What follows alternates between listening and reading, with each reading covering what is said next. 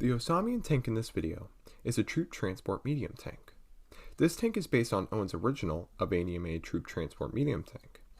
The Owesamian T.T.M tank served extensively in the First Owesamian War, of which it met combat 3 times. This tank fought the Owesamian 102nd Regiment, which is the regiment that made the tank meet its untimely demise.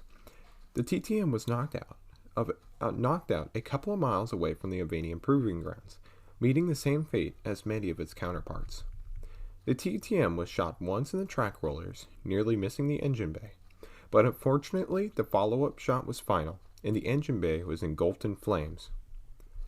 The crew bailed out to serve another day. Interestingly, this tank went into its final battle without its second turret to the rear, which severely hindered its battle performance. The crew layout is as follows.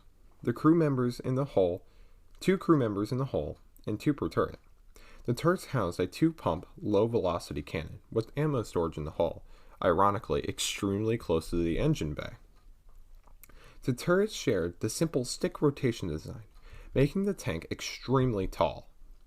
For the time, the tank was completely obsolete, with 1 layer armor around the entire tank, the only exception being the rear, which had none. This tank is wholly outdated now, but as can be seen, it is at the Owesamian Museum of Military History and has a complete summed-up history of the vehicle. This vehicle is one of a kind and one of the oldest surviving Owesamian tanks globally. This tank is commonly referred to as a Generation 1 tank because it was one of the very first tanks that OTC, Owesamian Tech Company, produced in mass. Though no direct copies were made, it had different versions, the heavy landship versions and some altered versions, one of them having striking similarity to the T.T.M we have here. This tank was in service during the Owen Oligarchy, which marks the tank's age a little under 2 years. The Owen Oligarchy is the original name for the Owesamians. I will have a podcast out soon about that subject.